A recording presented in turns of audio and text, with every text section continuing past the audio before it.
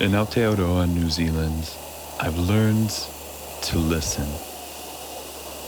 I've learned to listen to new voices, those I've ignored until now, those who have always spoken but are rarely heard, like the voices of the wind and of the water. And what I hear in the present has in turn taught me about the past. Those who left footprints have shaped the land. As I say goodbye to Aotearoa, there's one voice I'll never forget. A teacher who shares an intimate relation with us humans. A teacher created by the hand of Tane Mahuta, guardian of the natural world. I listened and I heard an echo of the past still reverberating through the present. Long ago, before the arrival of the Europeans, Aotearoa was a land of birds and forest. Birds that flourished, isolated from other land masses. Early European visitors remarked on the volume of the melodious birdsong. But the birds of today, facing the destruction of habitats, of native trees, draining wetlands, pests, and competition from introduced species, really are few and far between. So I decided to visit a wildling conifer forest, introduced invasive trees that, although natural, overrun native forests, therefore leaving little space for birds. And a forest without birdsong is a strange and sad place. Hi everyone.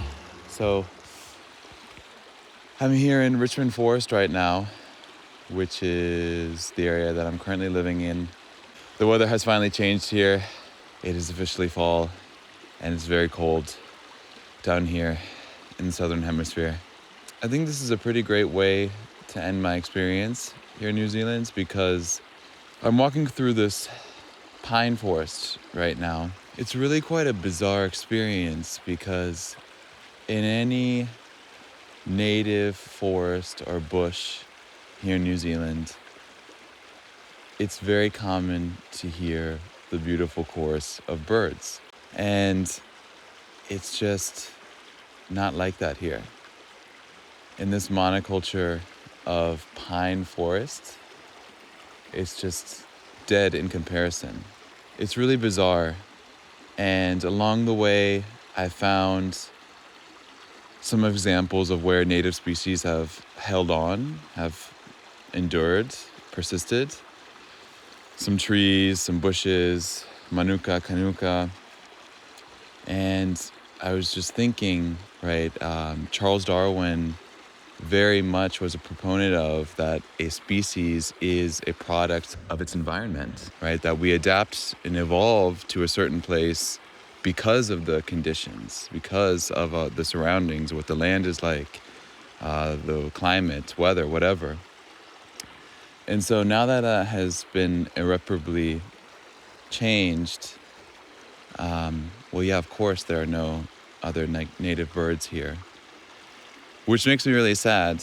And going a little bit deeper than that, it really makes me think of what the indigenous experience must be like. That over the course of 100 years or so, everything has changed. The surroundings, and you find yourself looking around saying, where are my people? Where are the birds? Where are the native trees? Where are the native bushes? Everything has changed.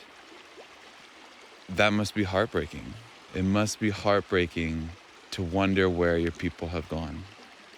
I'm not an indigenous person, but I have so much empathy for them. And being in a position of privilege, it's very hard to navigate where the line is of how to respect a culture and uplift it, and how to be culturally sensitive. And I'm trying very hard to find that line.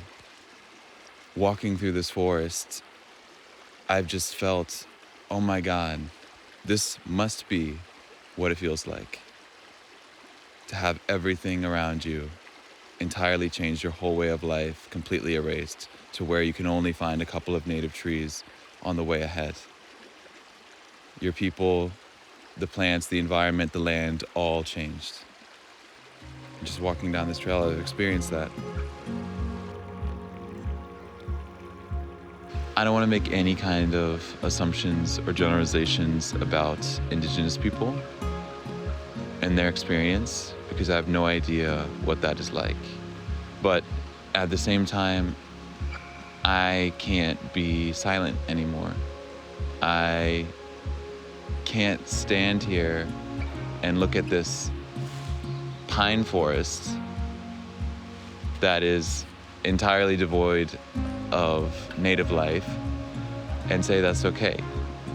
So this is my way of speaking out and saying, hey, this is not right. And maybe these words won't amount to anything, but I can't be silent anymore. I can't.